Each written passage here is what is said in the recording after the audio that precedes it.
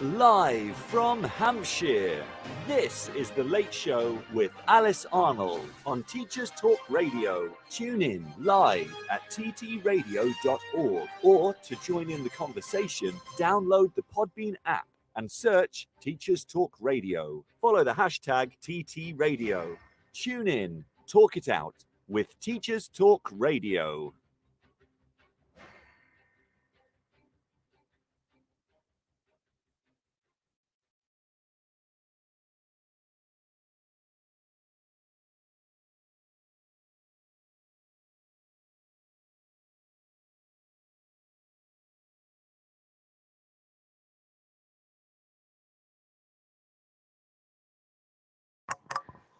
Oh, hello, can you hear me? Brilliant, thank you. Sorry, I think my mic was off. So, hello, good evening, everyone, and welcome to The Late Show with Alice Arnold. This is my debut show, so I'm very excited about having this opportunity and space to discuss things that matter to me and many others in the education sector. So, a little bit about myself. I'm a secondary history NQT who's incredibly passionate and enthusiastic about teaching and discussing the wider themes and challenges within the education sector. So tonight I'm going to be joined by the wonderful Miss Doswell. She's the lead for Key Stage 3 English and is responsible for the female lead extracurricular club at her school. The topic of conversation for this evening's show is how we can empower girls in the secondary school environment. So, Ms. Doswell, would you like to call in now? That would be fabulous.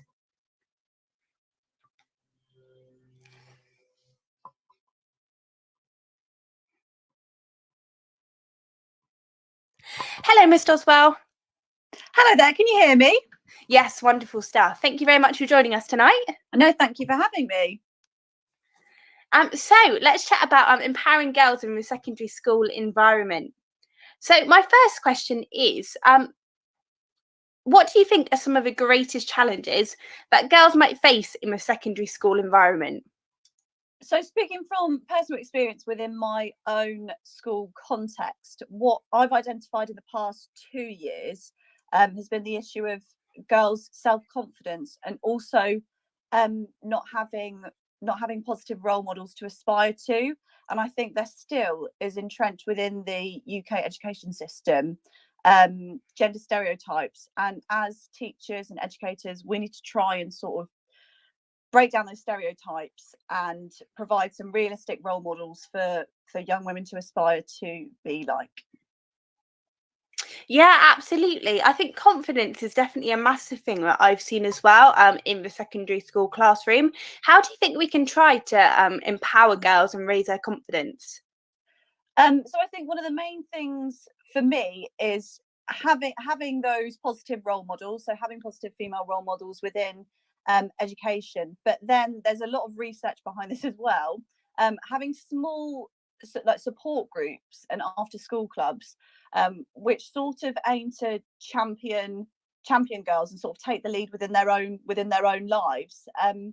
So essentially what I was intending to speak about today is a club that I've set up at my school called the Female Lead, in which we meet on a regular basis. There's about 20 girls who attend from differing year groups, and we come together to just discuss really what positive role models we have, how we can do more to support girls' self-esteem, and the issues that girls face within education and wider society at the moment. And I think again it's sort of come out in the media recently, but the issues of sexism and sexual harassment sort of affecting girls' lives in every single aspect, from online to public spaces,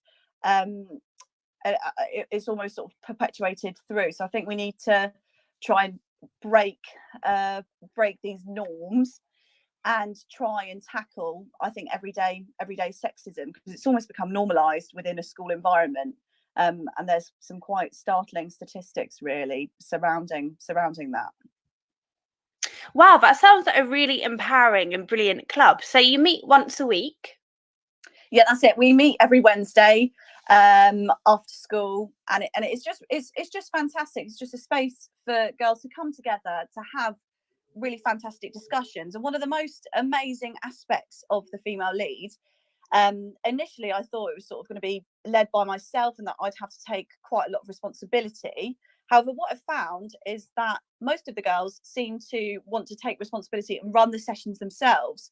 So one of my year 8s, for example, at the beginning of this year, decided to run a session centered on the suffragettes and why she thought that we actually needed to place more emphasis onto the impact that the suffragettes had within society today in 2021. So it's been really, really lovely to see how the girls have essentially taken the lead with running the sessions. And even that act of, standing up in front of 20 odd people and to talk about something that they're passionate about is an essential skill in developing their confidence, really.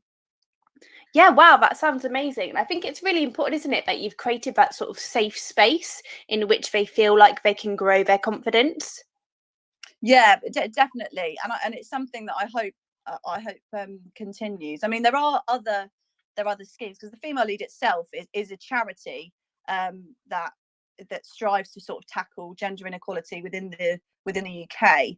And they've got a whole wealth of resources online that you can actually access, because I think one of the main issues that we face in terms of tackling this issue of confidence within young women is teachers not really being able to facilitate that and having the resources to support girls. But that's why the Female Lead is so fantastic, because teachers don't have to worry about preparing materials. They're already there, and it's just up to you in terms of how you deliver them. Yeah, that sounds really great. Is there any resources in particular that you feel like has helped you massively? I think, there was one particular session which was on what makes a positive role model. And essentially I used some examples of my role models within my own life, and then the girls had to present their own examples. And we often found that we were talking about, family members. I myself have got quite a matriarchal family. But yeah, that was really good. But it covers all sorts of aspects. So there's one session which was on the presentation of women in the media, and that actually opened up a lot of discussion for the girls, because I think social media has really had a negative impact on girls' confidence. And I know, speaking to some of my year 11s who decided to do their spoken language component on the issues of social media, especially when it comes to body image, I posed the question to them, well, how do we tackle this? Where do we start? And that is something that concerns me, because I feel that I was lucky enough to sort of miss social media. I didn't really interact with it really until I started my A levels, whereas girls, I think, are exposed to it a lot younger now. Yeah, definitely. I absolutely agree with that. And I think that's body confidence and social media, and what we see on social media is definitely a conversation that needs to be had in a lot more schools.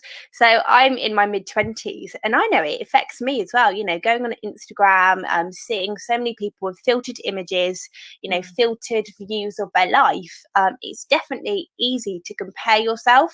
So yeah, I think that's a really great discussion that you've had with them. So how did you get into deciding to run with Female Lead? So initially I was quite bold.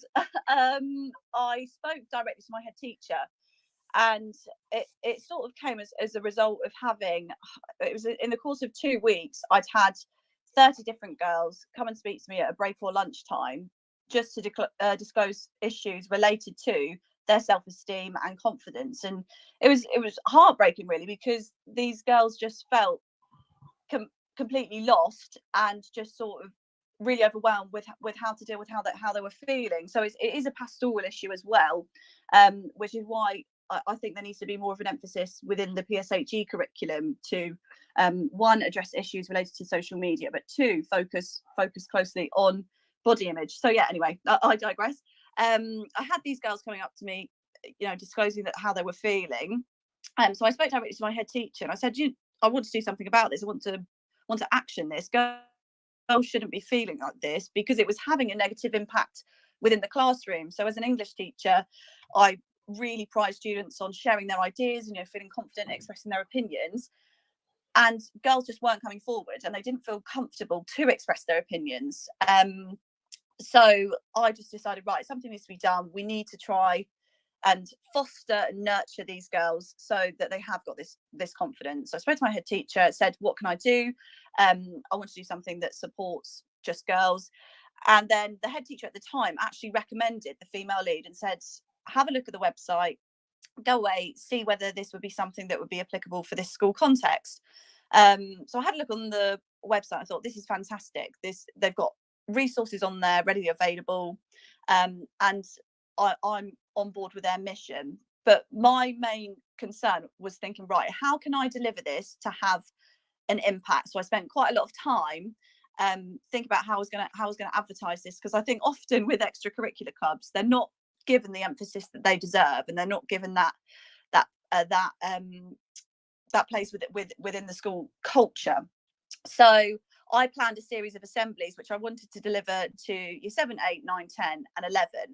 And I thought, right, how can I make this assembly powerful? So I decided, actually, I'm going to base this off my own individual experience with social media and how I've actively changed my relationship to social media, and what the female lead is all about and what I intend to achieve.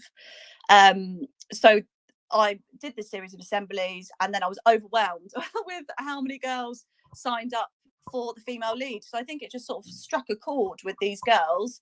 And I think it helped that I used my own personal experience to sort of get them on board.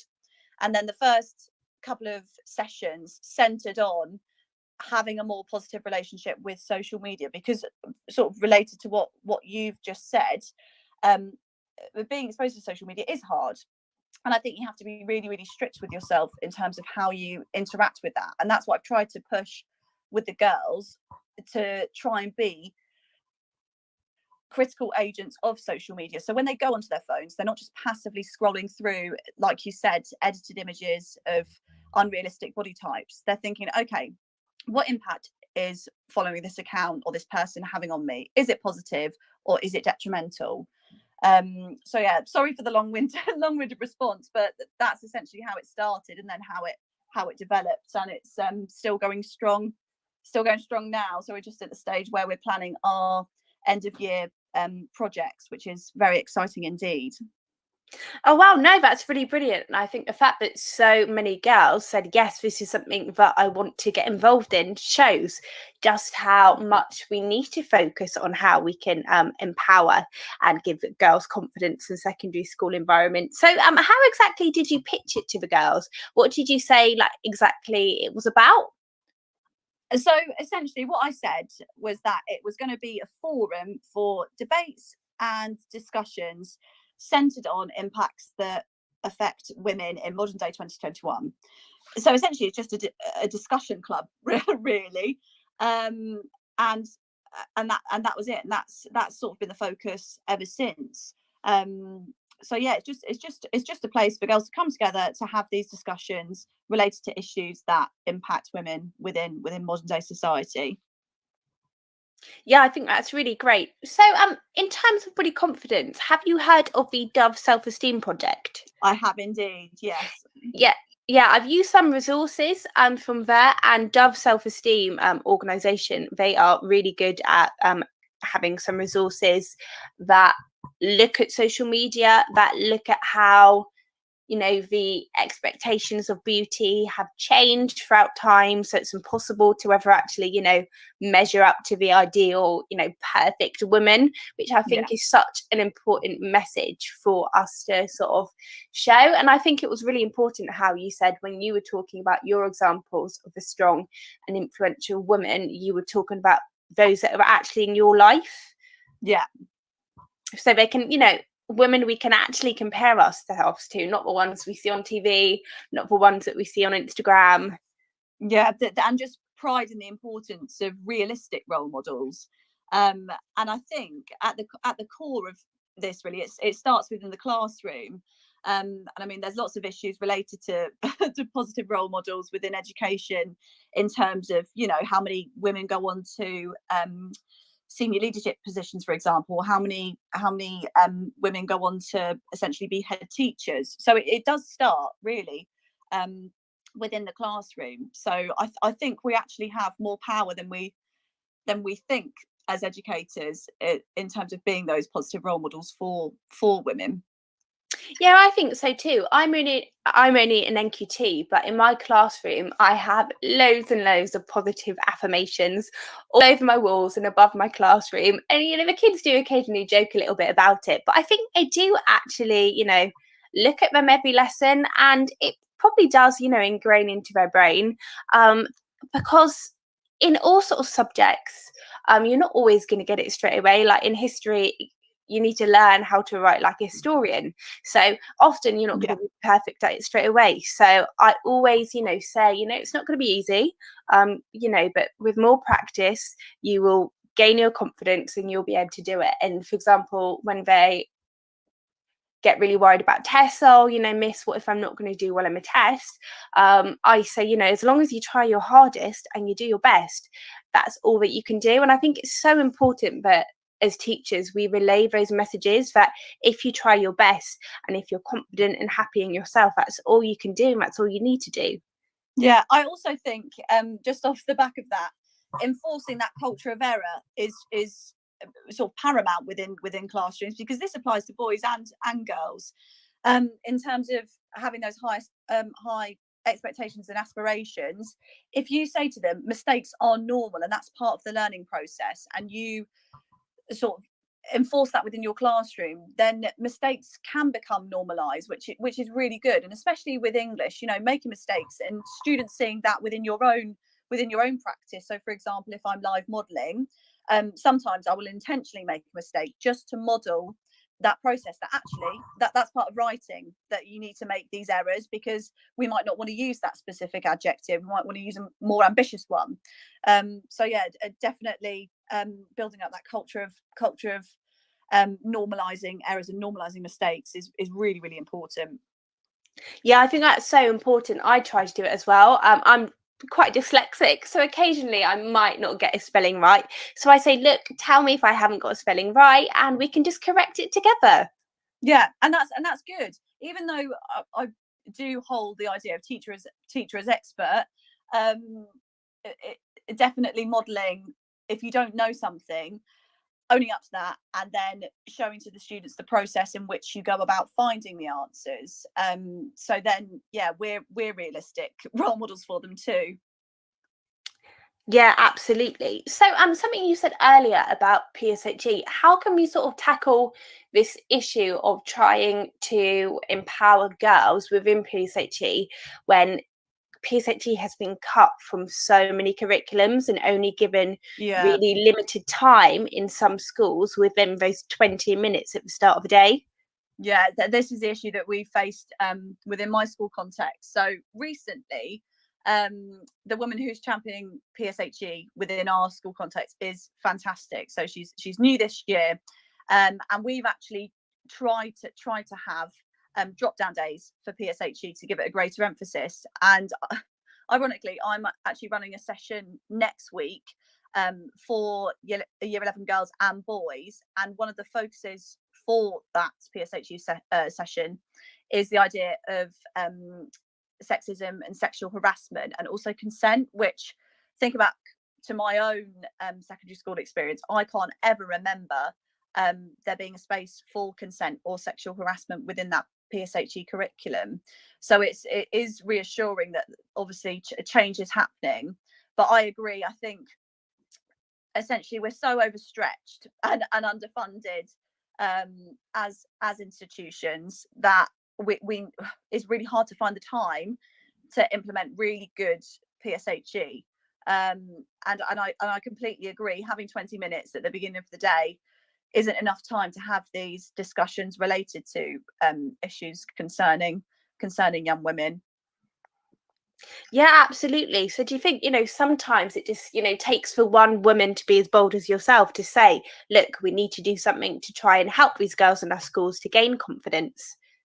Yeah, it's hard because it's so loaded. I think with anything, in order to have an impact, it sort of requires a whole collective effort, and that's what the new PSHE lead has tried to embed within my own school context. So calling out sexist comments, if I was just to individually do that within my classroom, then that's going to have an impact within my classroom. However, if that isn't occurring across the school and across different subjects with different teachers, then it's not going to have the impact that we want. So I think it relies on teachers as a staff body coming together and having this collective effort to, one, tackle sexism, and two, tackle sexual harassment. But yeah, I think it is difficult because it does require that collective effort of everybody being on the same page and trying to make that change.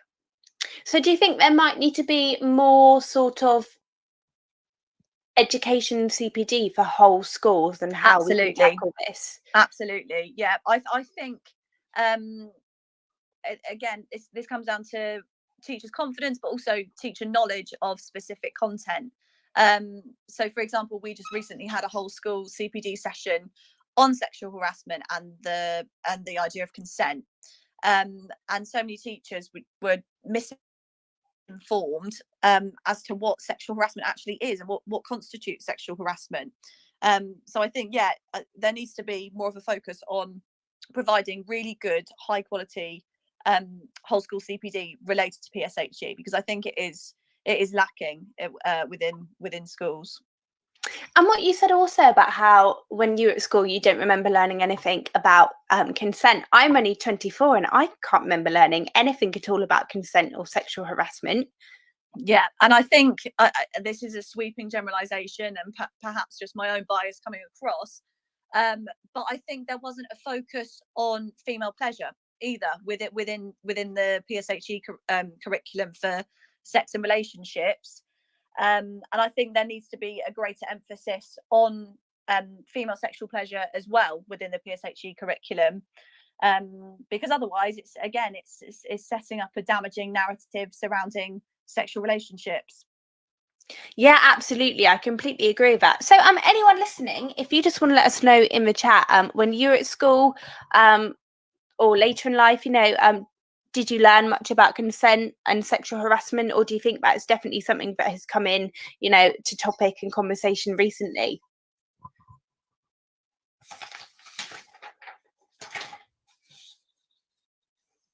Interesting seeing people's responses.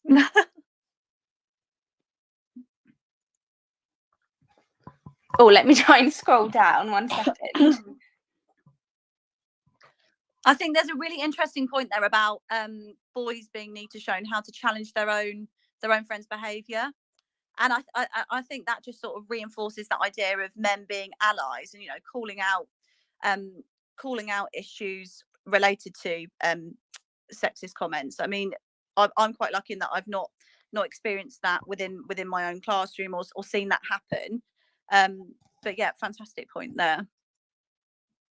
Yeah, absolutely. I think that's definitely something that needs to be sort of covered in PSHE. Do you think that teaching them about that? Do you think it's more effective to teach PSHE in single sex classes or mixed? So I'm torn on having single sex classes or bringing both boys and girls together for this content, because I think, especially when it comes to sexual harassment and that idea of consent, having both sexes together could be really beneficial in opening up that dialogue. I mean, even thinking about the nature of periods and men being misinformed about periods, if they were brought together, then it could normalize it and sort of break that stigma, because they're not separated then.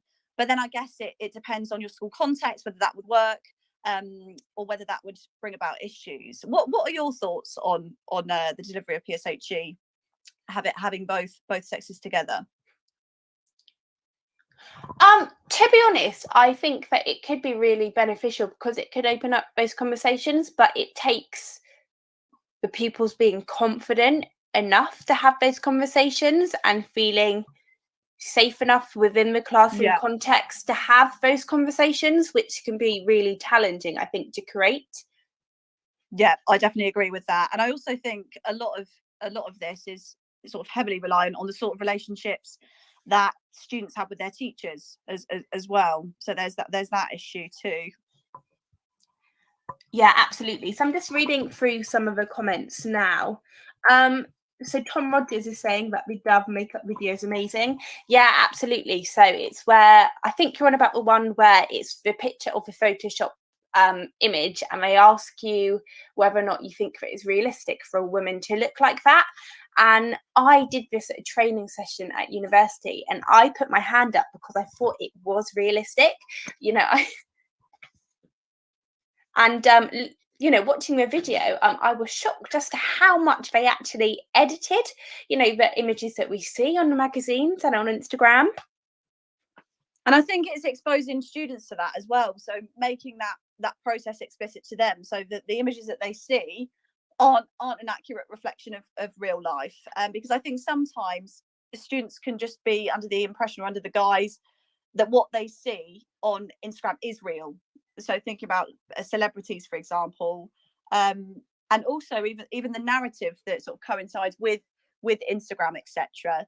Thinking that everybody's life is as they depict it on Instagram is quite damaging. So like I've previously mentioned, being critical with your relationship to social media, and trying to teach students explicitly how to do that themselves is a really good strategy. Yeah, do you think there should be whole school PSHE sessions? This could be something that's quite quick in a sort of 20-minute tutor time where you say, these are all of the tools, these are all of the ways that you can filter your social media. So, for example, with Instagram, I only found this out the other day, but if something comes up on suggested sort of posts for you to look at, there's 3 dots at the bottom and you can click and say not interested. So nothing like that. So for example, if it promotes weight loss or anything like that, you can choose and nothing like that to come up on your feed. Yeah, I think that's a really good strategy to explicitly have within PSHE, because all too often the amount of pastoral issues that we have related to Instagram and girls comparing themselves to other individuals on social media, having that tool will be really, really helpful. Just having a look through the comments as well. Yeah, absolutely. And like I say, I'm 24 and I'm guilty of it as well, thinking, oh, why don't I look like her? But, sometimes they might have hair extensions in, they might have had their teeth done, they might have had, they've got lots of makeup on, it's not realistic to look like that 24/7. Yeah, absolutely. I've just seen one of the questions in the chat that says, do you think trainees should get better input in training on PSHE? My experience is they pass it over to the school to decide, and our training total 2 hours. So this is something that I've already mentioned, that idea of being overstretched and not having enough resources. But also I think just that time to sort of collate subject knowledge related to PSHE. I mean, like I've already mentioned, our new PSHE lead quickly put together a resource centered on Sarah Everard, and it was fantastic. But again, there's still issues with implementation in terms of delivery, and I think we need to have staff discussions where we come together to think about what message we're trying to get across with with PSHE sessions. So in answer to that question, yeah, I do think there should be better input in training on PSHE.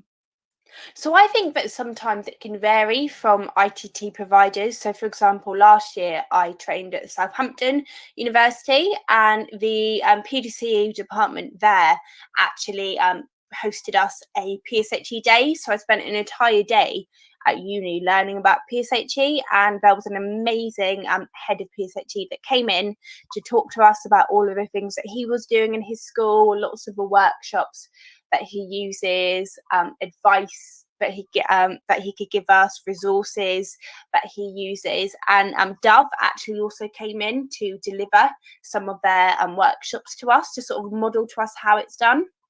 Oh, that's fantastic. And I think we need to have more of that, you know, people coming in to schools and delivering content, because it's just such an invaluable resource.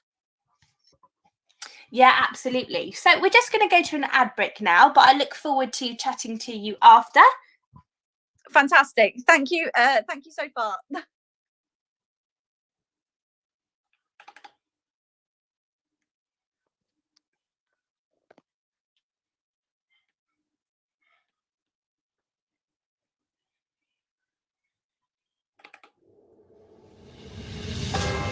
This is Teachers Talk Radio, and this is Teachers Talk Radio News with Megan Goods.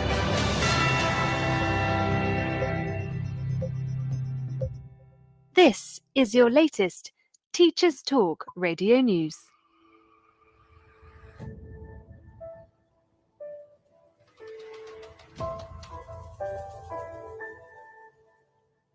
The annual date for counting students eligible for pupil premium funding has been moved forward, meaning students who became eligible between October 2020 and January 2021 will have to wait until October 2021 to be counted. Schools face losses of almost £118 million of funding as a result. A survey by the National Association of Head Teachers highlighted that nearly 62% of schools have at least 5 pupils who became eligible between October 2020 and January 2021, and will now not be counted until much later this year.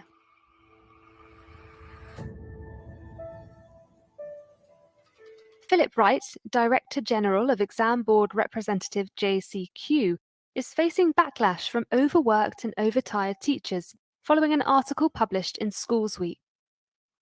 In the article, Wright said exam boards had been working harder than ever, and their work was simply just not immediately visible. He also appealed to teachers by saying he recognised the enormous responsibility placed on schools and colleges and its implications for teacher workload. Because, far from twiddling our thumbs, we feel it too. The suggested empathy did little to appease teachers, however, who took to Twitter to express their dissatisfaction.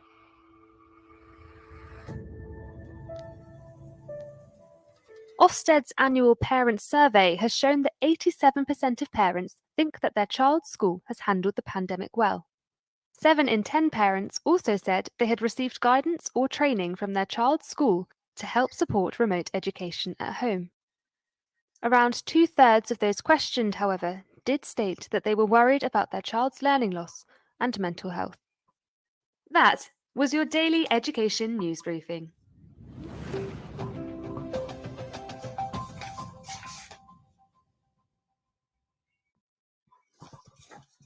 Hello and welcome back to Teachers Talk Radio. This is your host Alice Arnold, and tonight I am joined by Miss Doswell, and we're discussing all things empowering girls within the secondary school environment. As always, please feel free to join in the conversation by leaving a comment, question, or calling in. Hello, Miss Doswell. Hello again. So I was really interested to hear about the resource that your school created about Sarah Everett. Yeah, I think it's quite different to quite a lot of schools being responsive, but we wanted to have a response to that specific issue, and we also had a response to I don't know whether your school also did this, but when there was the supposed national rape day, we also had a targeted response to that. So we tried to nip it in the bud as quick as possible, really. I actually never heard about this national day. Oh, it was awful, and we had so many issues, obviously in relation to safeguarding, etc., in which students had disclosed that this was being sort of posted across social media, specifically on TikTok. So we didn't directly mention the issue itself, But we did we did a PSHE session on the importance of misinformation within social media, and how misinformation can be spread. I've just seen another comment. Yeah, it's disgusting. Was talked about a lot in my school, and I think it scared a lot of students, and we didn't want to scaremonger the students, so hence why we didn't mention it explicitly. We just had this PSHE session on fake news, essentially, and how you can tackle that, and also again think about safeguarding the channels in which to seek support at school, because we have a really effective system, the SHARP system, in which students can report issues of online abuse or peer-on-peer abuse through this anonymous system. So yeah, it's really good for tackling that.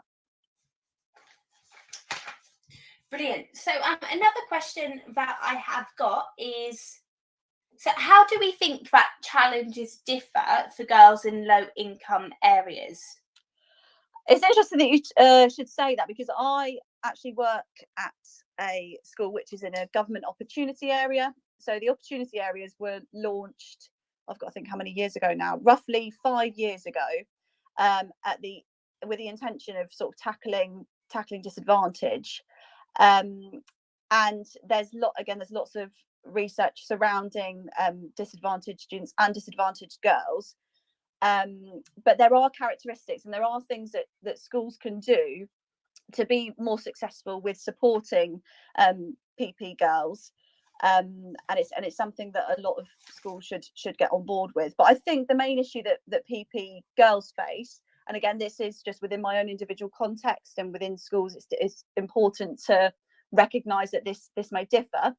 Again, like I've already mentioned, confidence and aspiration. So we had quite a few girls this year thinking about applying to colleges, etc., and they didn't even consider thinking about applying for A levels, because they just written it off as an option. They said, "Oh no, Miss Doswell, I'm not going to do A levels because I'm too stupid." And I think that self-deprecation is a real issue, and again it sort of relates to that groupings with ability. I mean, I've got a bottom set in inverted commas year 10 group, and they are of that mentality that they're not going to go on to achieve great things. And I think we need to tackle that, and one of the best ways to do that is through mixed setting, and actually having those positive role models. Just out of interest, within your individual school context, are your groups mixed ability? So are they streamed?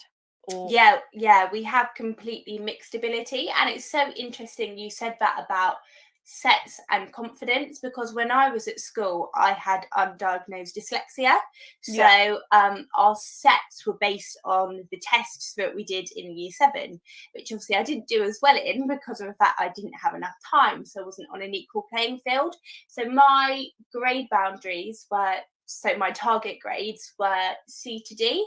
So because of that, I was always in a bottom set, and that really sort of affected me and made me think that I wasn't, particularly as academic as others. And I remember, so I'm a history teacher, and they decided when I was in year 10 to actually set history classes, and every lesson I was doing brilliantly. I was smashing my answers. I was getting 4 out of 4, 8 out of 8, and I was put in the bottom ability class, and it upset me so much. I remember saying to the teacher, "I don't understand why you've kept me in this bottom set when I'm doing brilliantly in history and getting full marks every time."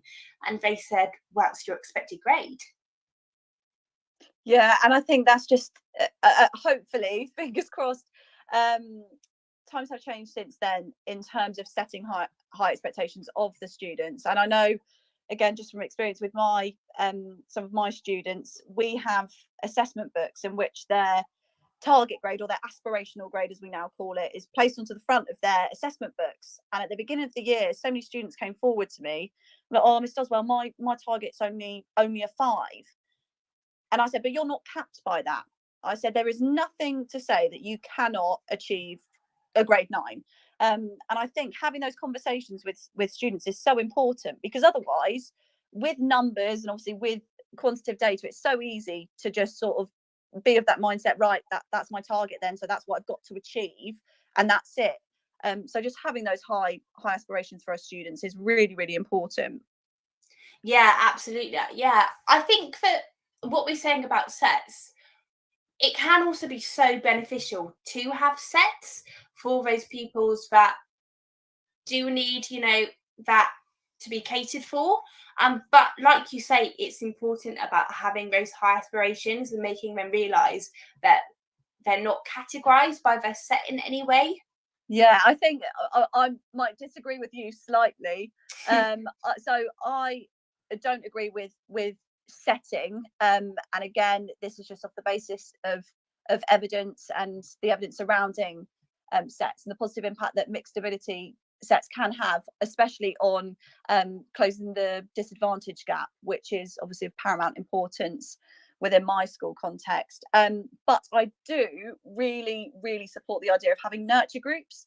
And nurture groups are essentially smaller groups. It almost functions as a sort of small scale group intervention in which students who can't cope within a larger class size for whatever reason, be it emotional, be it behaviour, are put into a smaller group in order to try and nurture them to success. And I teach a nurture group, and I found that to be really, really, really, really beneficial in having an impact, one, on their outlet towards school, and two, just in terms of attainment as well, because you have got that opportunity to almost work essentially one-to-one with these students. Yeah, absolutely. I've always found nurture groups to be, really encouraging as well. So I've had a really interesting question in the chat by Megan. I've always heard that girls achieve better in single-sex settings, whereas boys are less likely to succeed in a single-sex school than a mixed one. Is this the case, and what are your thoughts on this? That is a really interesting question. It's quite a loaded question. Yeah. I'm torn on this, because I think it depends heavily on classroom culture.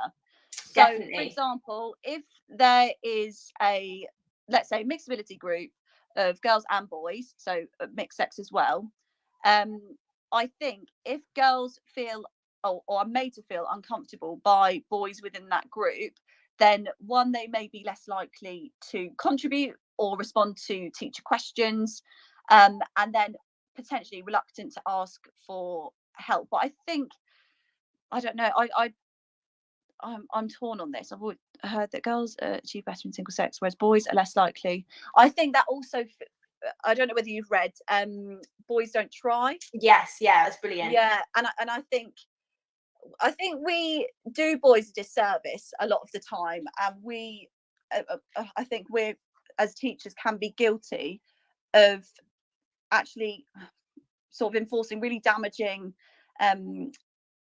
strategies towards boys. I mean, one of the things that stood out to me with Boys Don't Try, and I wasn't even aware of it, to be honest, in my first year of teaching, when students come into the classroom, thinking about the language that you use. So, right, come on in then, lads. Even just using, the term lads, thinking it's quite throwaway, actually it sort of enforces this distinction between the boys and the girls, and that grouping together of lads is really, really damaging. But no, I don't. What are your thoughts on single sex settings?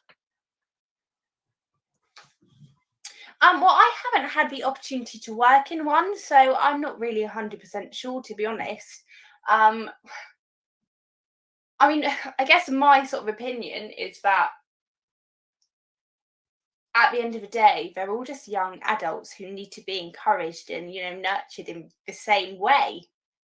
Yeah, and I think it's just, again, thinking about wider society and culture, is being in a single sex setting a true reflection of what life and society is going to be like for students outside of school? Well, no. And I think that there should be that sort of true reflection of classrooms being like a microcosm of society and of wider culture.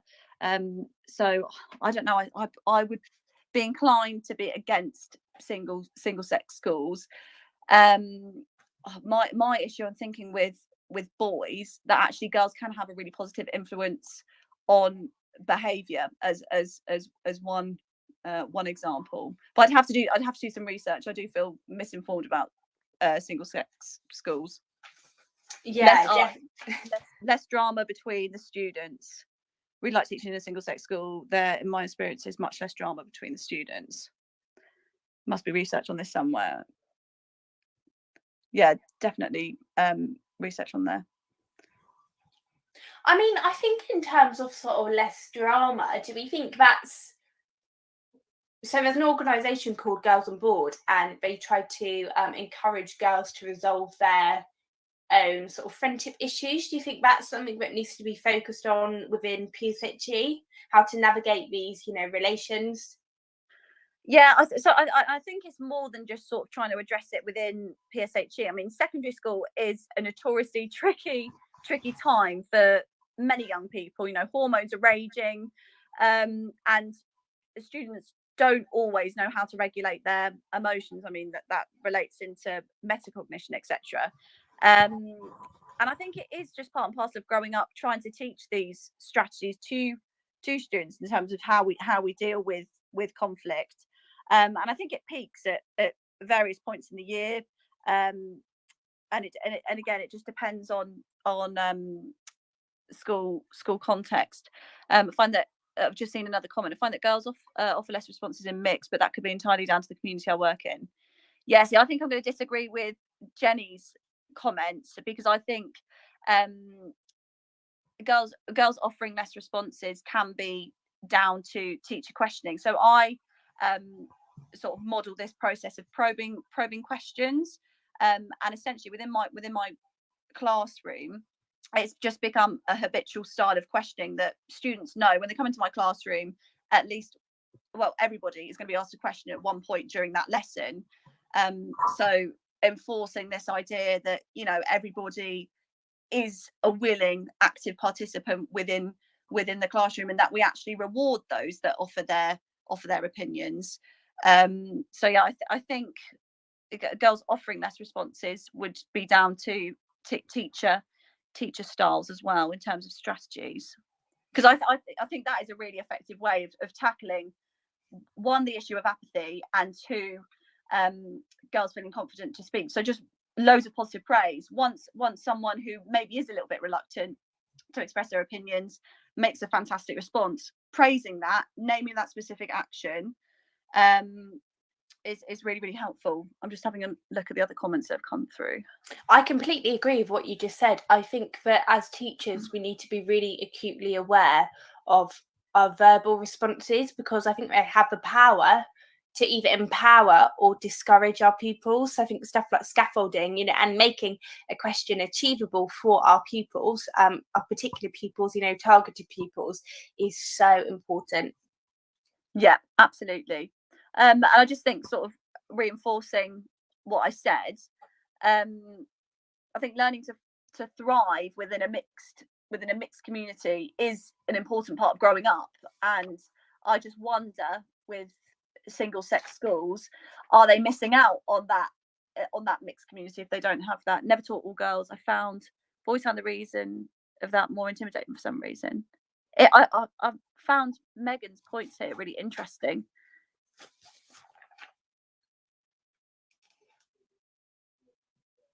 From my experience at an all-boys school, there was still an element of showing off in front of each other, but they seemed far more confident and willing to make mistakes.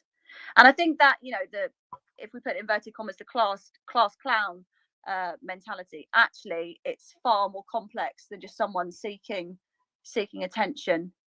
There's a lot of complexities behind that. Interesting that Megan says she'd find teaching at an all-girls school more intimidating. Yeah, so I actually have a friend who taught at a all-girls school during her training year, and she said that because she was a younger female, she found it quite intimidating, and like the girls, particularly perhaps judged her more or wanted to aspire more to be like her. Yeah, see, I don't know whether that's our own personal sort of biases coming I in think there. so. It is tricky. I didn't expect to have this many responses. Classic stereotype: the girls hold grudges and boys will forget in the next day. Yeah, I think that's what it's tapping into, Megan. That's that stereotype of girls holding grudges. Someone else said, I think girls remember things, and I think what these comments are sort of alluding to are these stereotypes that we do have about men and women. So I think that's why we need to try our best as educators to tackle these stereotypes. Yeah, I think stereotypes are so sort of ingrained Definitely. within society now, and it's going to take a lot of time to, you know, get rid of these. And you're right, it needs to be within the collective school environment to be able to, you know, tackle this with training, you know, to identify the fact that we actually might hold these stereotypes. As I think as teachers, we like to think that we don't, but we might. Yeah. I'm just having a look at the other comments that come. I think as a teacher, if you have a personality clash with a student, it tends to be more severe with a female student. Don't know if that's the same for female teachers. I don't know. I'd argue that I've actually had quite explosive interactions with some boy students. But again, I think being critical, those interactions could be as a result of something you've said as a teacher, and accepting responsibility for that.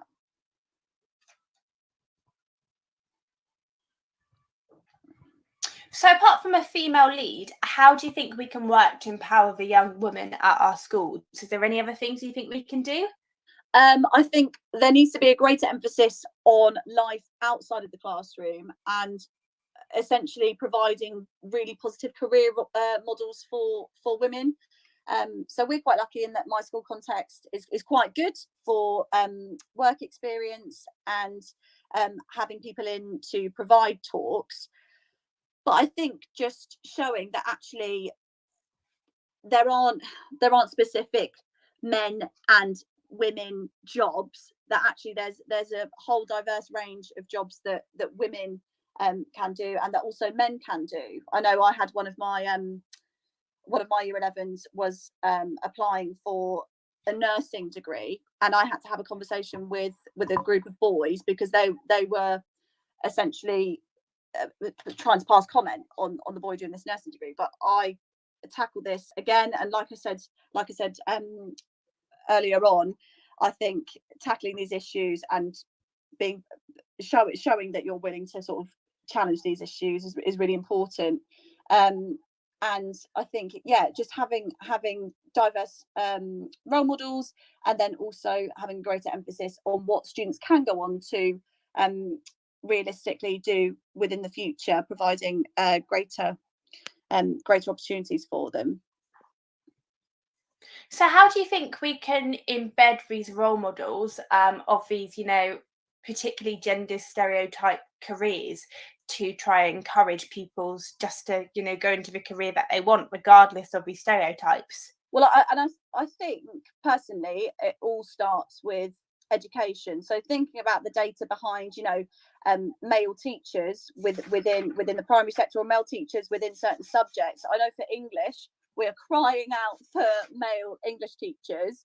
So we've got more positive role models within the classroom. We can say that actually we've got a diverse range, and then also, like I've previously mentioned in the show, seeing within the education system more women as members of SLT or in executive positions is really, really helpful as well, because then students are exposed to that firsthand.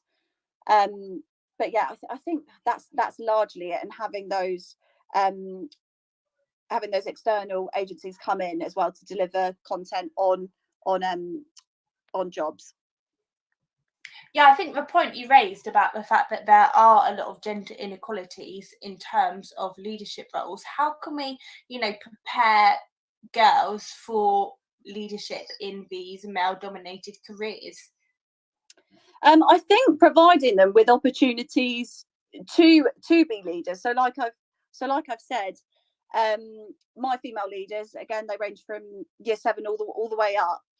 They're now in the process of planning their own sort of action project to deliver within the final term, and this involves them having to plan an event, think about a charity in which they want to fundraise for, and they are entirely responsible for organising this event. I've essentially just let them get on with it, and I sort of guide what they could focus on, but just providing them with those opportunities to take the lead and to have these responsibilities is really, really important. So yeah, just providing those. I also think having work experience, so outside of school, work experience in which they can have a leadership role as such. So even if that is, I don't know, they are working as a front of house within a coffee shop or within a restaurant, they're essential skills that they need to then take them to the next stage. Yeah, absolutely. I think that's really important. I know that from my experience, I wasn't very confident when I was in secondary school, and it wasn't until I got to college and I was able to be the events officer of a student union, and when I got to university and I was able to run for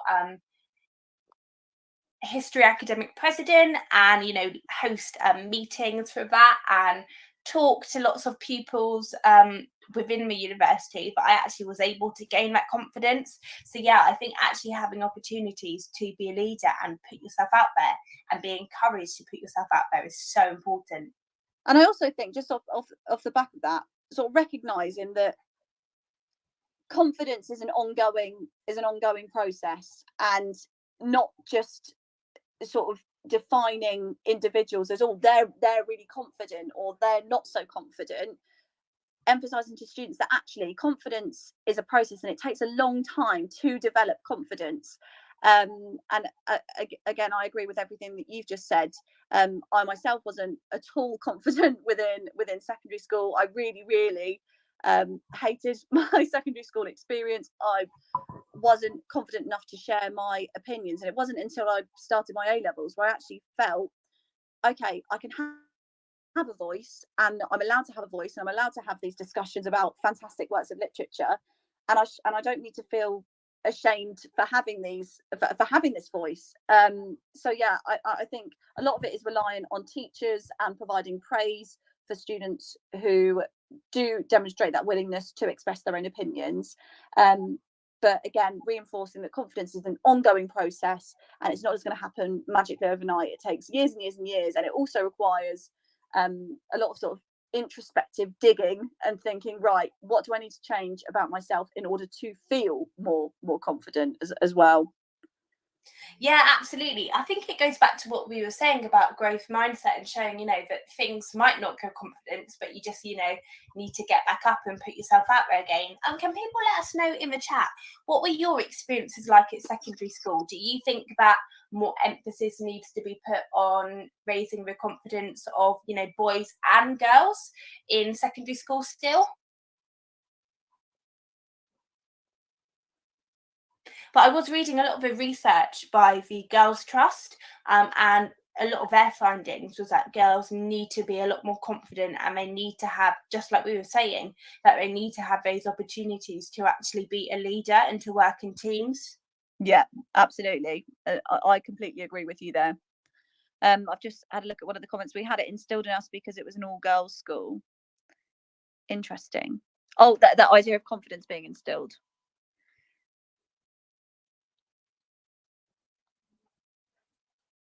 Yeah, it's interesting. I think it also comes down to, you know, school ethos and culture. I think if you pride you know, the values of kindness, or so kindness and respect and integrity, actually modeling that. I've just had a look at another comment from Megan. Definitely seems to be an increase in confidence as students get to sixth form. No idea what happens over the summer. They seem to express themselves in clothing choices. I think that's just, Megan's raised a point which I actually hadn't really given much thought to. Thinking about secondary school and then thinking about the transition up to A-levels, I think the transition phase, from year 6 to 7 or year 11 to year 12, they're monumental transitions, and I think we need to do more to nurture that. I know I've got a keen interest in the transition stage from year 6 to 7 and what we can do to facilitate that transition, because it is a daunting experience coming up to big school. So yeah, thinking about how that impacts year 6 to 7s, and then year 11s going into sixth form. So we've just done within my department a series of insight lessons into what it's like to study A-level English literature. So having those experiences is really invaluable.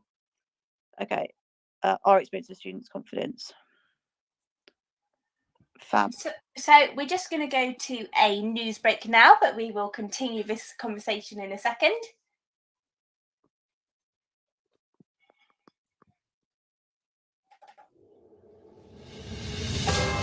This is Teachers Talk Radio, and this is Teachers Talk Radio News with Megan Goods.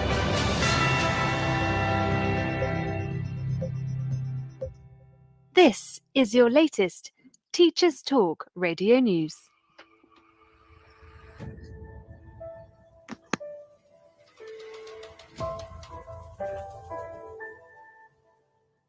The annual date for counting students eligible for pupil premium funding has been moved forward, meaning students who became eligible between October 2020 and January 2021 will have to wait until October 2021 to be counted.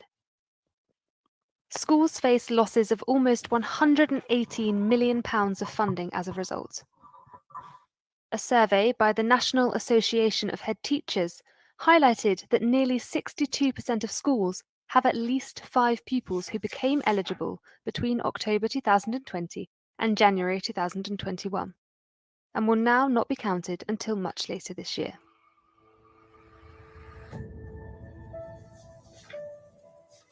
Philip Wright, Director General of Exam Board Representative JCQ, is facing backlash from overworked and overtired teachers following an article published in Schools Week.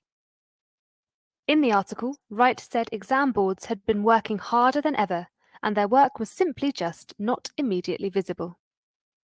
He also appealed to teachers by saying he recognised the enormous responsibility placed on schools and colleges and its implications for teacher workload. Because, far from twiddling our thumbs, we feel it too. The suggested empathy did little to appease teachers, however, who took to Twitter to express their dissatisfaction.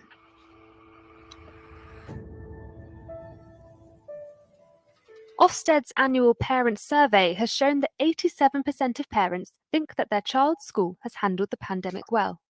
7 in 10 parents also said they had received guidance or training from their child's school to help support remote education at home. Around 2/3 of those questioned, however, did state that they were worried about their child's learning loss and mental health. That was your daily education news briefing.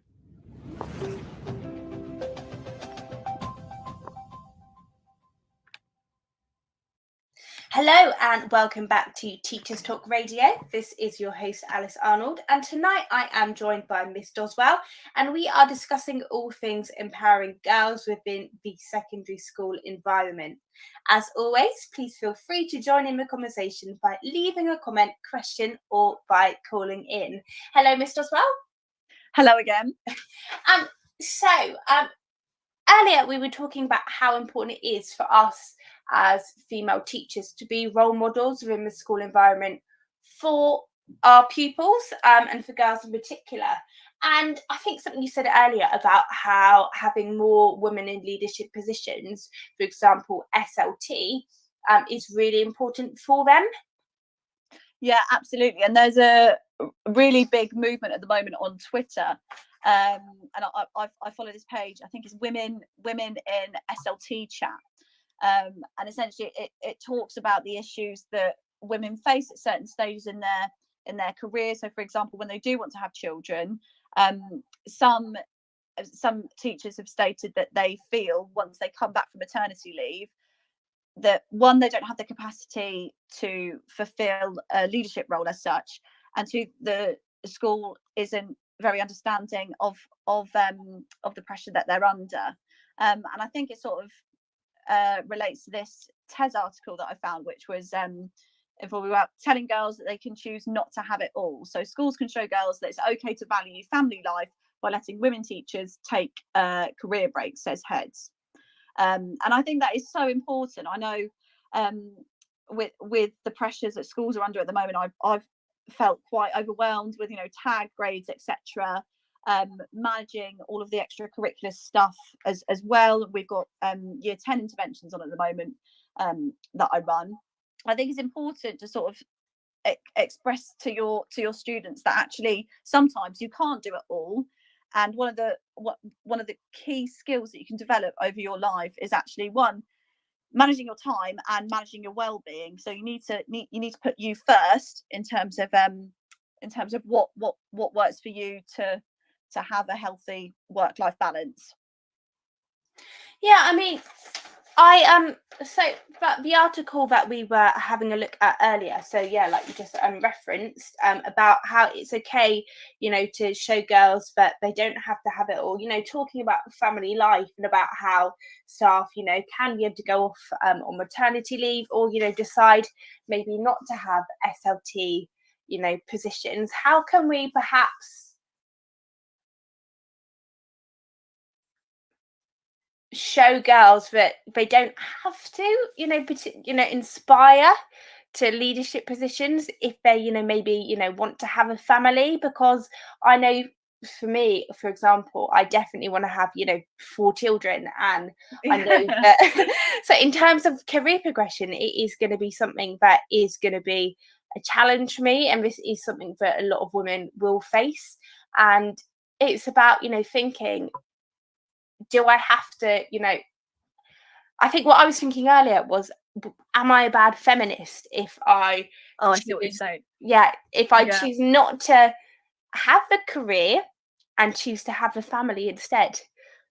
Yeah, I that's a really good point, and it's something that's sort of plagued my brain as well. But I think if we root our understanding of feminism in its very definition, the equality between sexes, then essentially it's just providing those same opportunities for men and women.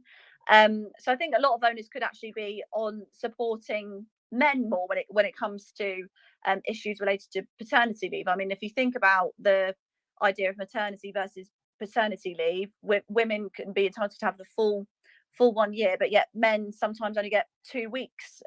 So I think actually it's something that's entrenched within our society. But going back to what you said about, am I a bad feminist for choosing to have children? In my personal opinion, absolutely not. Because I think we should pride the idea that actually our own individual aspirations as women are subjective, and what's ambitious for you might be having 4 children, or what might be ambitious for me, I don't know, being a head of school, etc. We can't discredit one another for doing that. We should rise up essentially and support one another to be the best versions of ourselves, and not being critical of women for the decisions that they make. So for example, not criticizing women because they choose to have a baby. That's one of the most amazing things that you can do. And I think the emphasis that I want to place is on choice, a woman choosing to do that. We are, and again, there's implications with saying this because of Western feminism, but we are in a much more privileged position than we were 100 years ago, and that's due to the actions of women across different generations. So I think actually just praising and rewarding women who make those conscious choices. So following on from Niall's point, feminism should empower choice, not lead to one outcome. It's the freedom to make that decision rather than have it made for you. Yeah, absolutely. So just sort of runs parallel to what I've just said.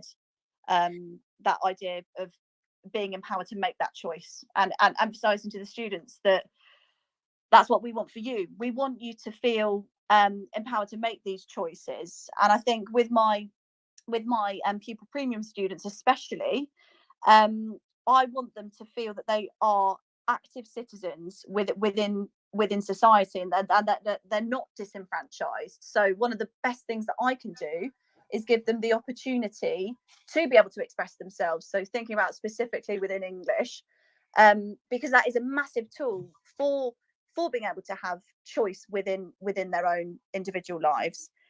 Sorry for going on a little bit of a impassioned rant then, but it's just something that means a lot to me. No, absolutely. So, you know, we have such a massive emphasis on encouraging women and girls in school to, you know, prepare themselves for being leaders and gaining confidence. But how can we make it explicit, you know, to them that the choice is theirs, you know, as to what they choose to do with their life, and that, you know, societal, you know, expectations? I think that is multifaceted, but I think potentially having workshops within schools, and then also thinking about the relationship that we have to parents, and what sort of message we give out to parents, is really, really important. And like I've already mentioned, you know, having positive local female leads within that community coming in to talk about their process will sort of make it feel, one, close to home, and two, that it is achievable. Yeah, absolutely. So I just want to ask some questions to the listeners. So is there any strategies that you use within your schools when teaching girls or trying to empower girls, or is there anything particular that you think we need to work on doing? You know, we've said that something massive is that we really need to try and encourage girls to have more confidence.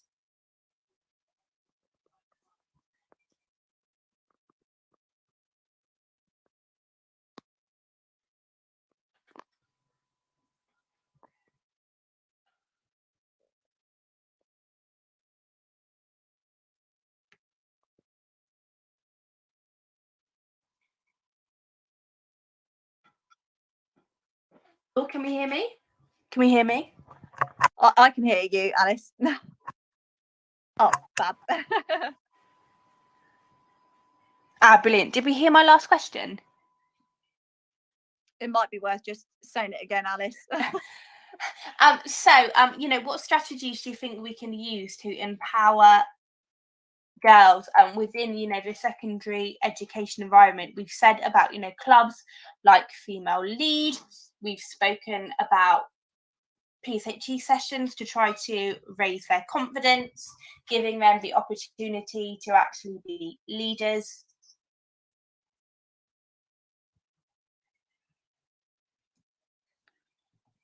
Something that's just sort of popped into my head, potentially is another scheme which is really, really good, the Duke of Edinburgh scheme as well for leadership.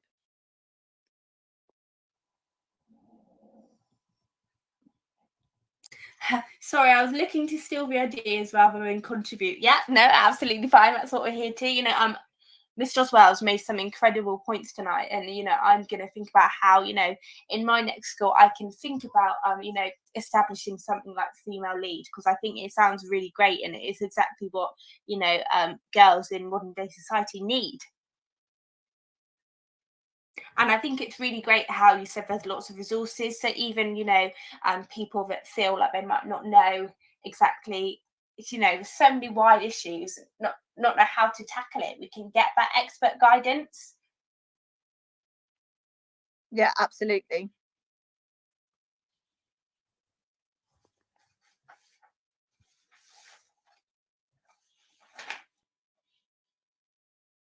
So how do you think we can empower tomorrow's women? So I guess oh, sorry, you continue. So, you know, I guess that's sort of the idea of, again, you know, women in leadership, but should we be, you know, stressing about women in leadership? You know, should it not be, you know, leadership opportunities for everyone? What would you say? You know, do you think we need to have this emphasis on just girls, or do you think it needs to be whole school?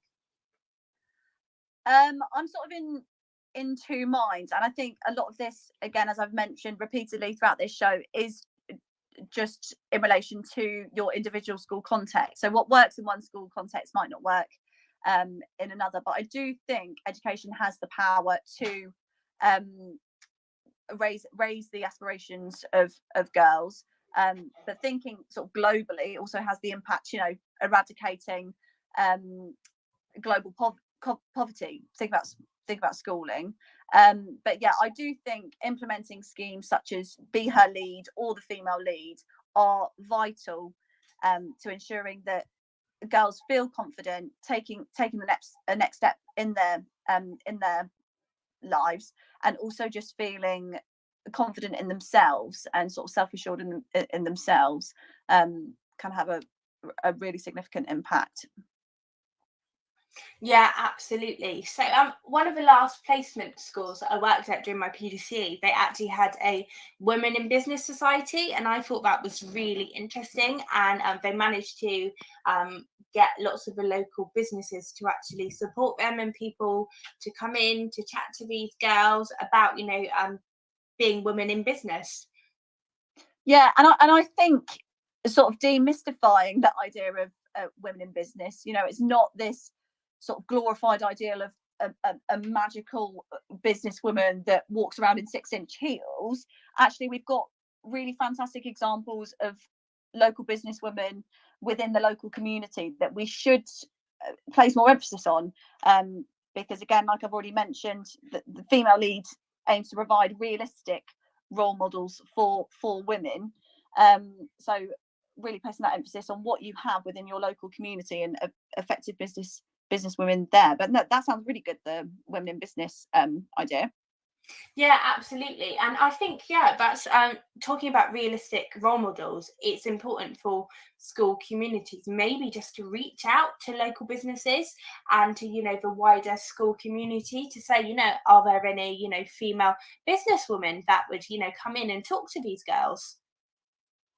Yeah, and we need to place more of an emphasis on to getting external agencies in just to talk to the students, because one of the biggest issues that we've found within an opportunity area is that students don't feel that there is a life outside of their own context. So yeah, definitely really important to get outside agencies in. Do you think that university visits would be really beneficial? So I know I went to a low income school and I didn't really, it was only the gifted and talented that actually was spoken to about university. I didn't even register, the fact that I might go to university until, my parents actually encouraged it and said, maybe think about going to university. Yeah, and I also think on the flip side, trying to show to all students that actually there are different routes into different jobs. So for example, if you were trained to be an accountant, that actually some companies can fund your degree for you, because I think that, just speaking from my own personal experience, it was very much a case of, if you didn't go and study A levels, then you went to college, and if you didn't pursue your A levels and go on to further study within a degree, then you'd obviously go on to do a job, or you'd go on to an apprenticeship. And I think having that linear flight path, as it were, can be really damaging as well to students, because if they don't want to follow that route, it can feel really overwhelming for them in the sense that, well, what do I do now? And that's when we get to an existential crisis. But yeah, no, I think showing to students that actually there are lots of options and there are lots of opportunities, and you should make best use of those opportunities. But yeah, having those experiences. So again, that notion of cultural capital, having culturally enriching experiences, going to the local university, or having trips, for example, are vital, especially in areas of deprivation. Absolutely. And I think what you were talking about comes back to what we were saying about choice and making, women realize they don't need to compare themselves to other women, that their journey, is the most important, because it's their journey. You're not on somebody else's journey, you're on yours. And the only person you should, measure yourself up to is yourself. Yeah, fantastic point. Just placing that emphasis on to you as an individual and trying your hardest not to compare yourself to others is a really, really good advice. So we've had a really amazing chat about female lead, and I think it's a really inspiring club and definitely something that I'm going to pick your brains about in the future, and definitely lead one myself in the future when I get the opportunity to. So if you have to think back to the sort of past year, what is your greatest achievement within the club, do you think? I think one, the impact that it's had on the wider community. So I was lucky enough to feature in the paper with my girls. But I think for me, just seeing the girls sort of thrive and actually develop their self-esteem and confidence. And I think I've just been blown away by their, one, resilience, especially during lockdown, and two, their willingness to make a social change. So the fact that they are planning this end of year project and they want to do it completely altruistically and donate to charity is just amazing. So yeah, I would say that. Oh, brilliant. It's amazing to hear that you got into the newspaper. I think what you're saying about resilience is really important. We need to ensure that we encourage, the girls that we teach to be resilient, because life isn't easy and women do face lots of challenges, in society and within the workplace. How can we encourage them to build this resilience? Again, resilience is a really really tricky principle. It's just like with aspiration. But I think, one, normalizing failure and saying to girls, actually, it's okay to make mistakes, and mistakes shape us as individuals. And two, just providing them with what I call a resilience toolkit. So what do you tell yourself when something goes wrong? Or if you're preparing for something, so I don't know, let's say in future years, a job interview, what do you say to yourself before that interview, as sort of positive self-affirmations? But then also, what do you say to yourself if you don't get that job? So I think the internal conversations that you have are really important, and just trying to normalize to the girls that mistakes will happen, but it's how you action those mistakes and how you speak to yourself after those mistakes. Yeah, absolutely.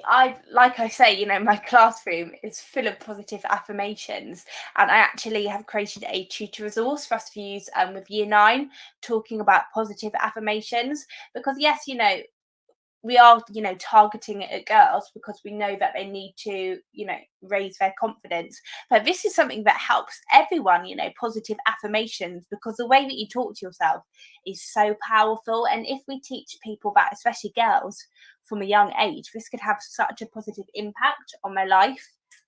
Absolutely. That sounds amazing. I might have to steal that resource.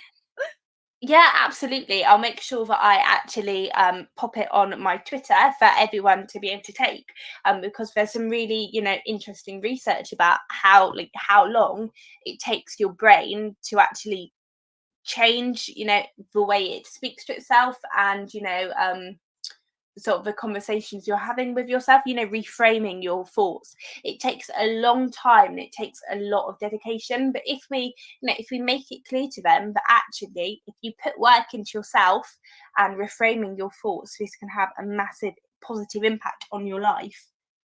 Yeah, absolutely. So we've got about 5 minutes to go. Does anyone have any questions for my brilliant guest, Miss Doswell?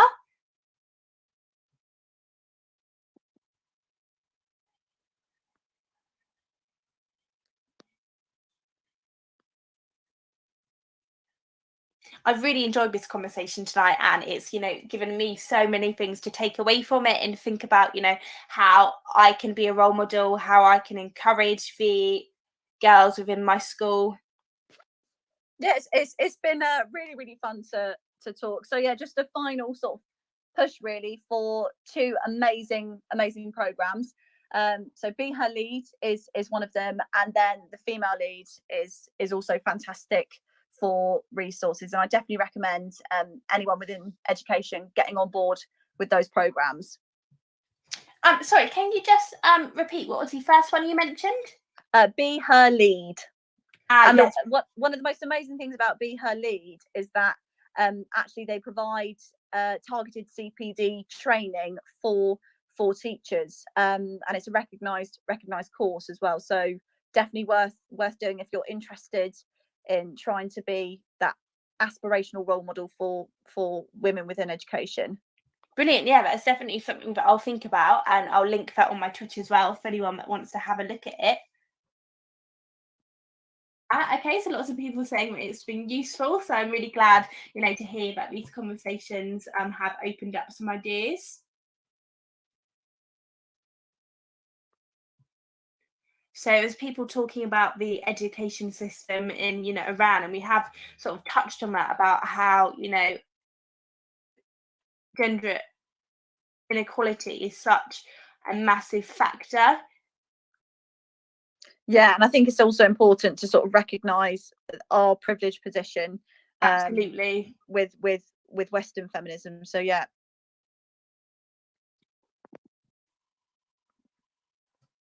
Okay, I'm just going to play the news one last time, and hopefully we will get some questions.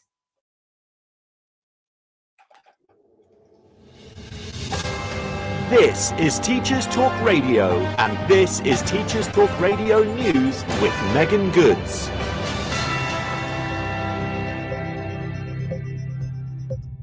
This is your latest Teachers Talk Radio News.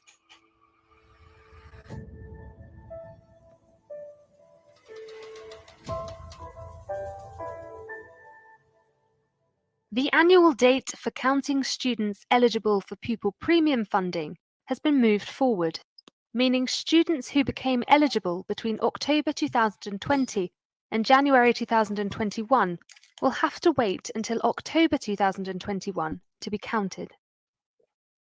Schools face losses of almost £118 million of funding as a result.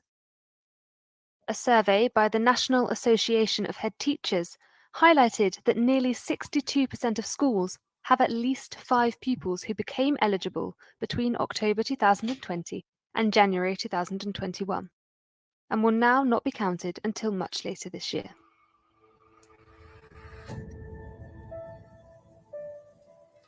Philip Wright, Director General of Exam Board Representative JCQ, is facing backlash from overworked and overtired teachers following an article published in Schools Week.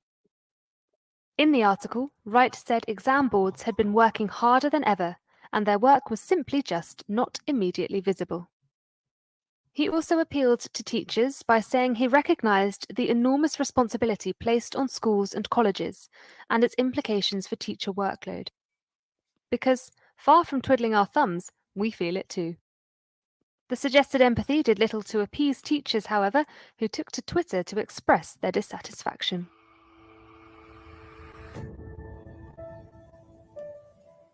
Ofsted's annual parent survey has shown that 87% of parents think that their child's school has handled the pandemic well. 7 in 10 parents also said they had received guidance or training from their child's school to help support remote education at home. Around 2/3 of those questioned, however, did state that they were worried about their child's learning loss and mental health. That was your daily education news briefing.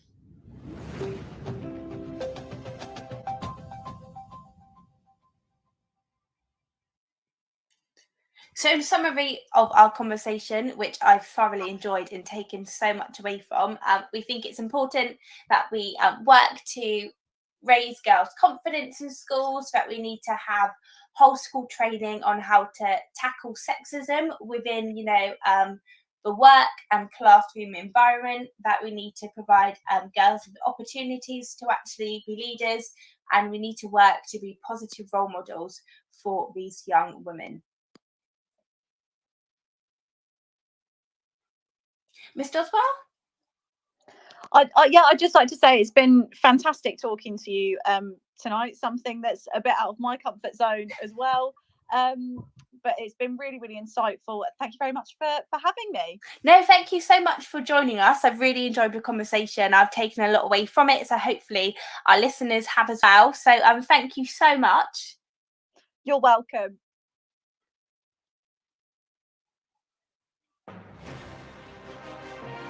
Live from Hampshire, this is The Late Show with Alice Arnold.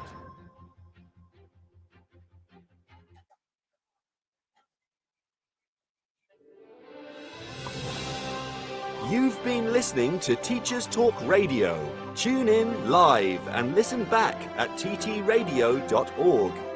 We look forward to hearing from you next time on Teachers Talk Radio.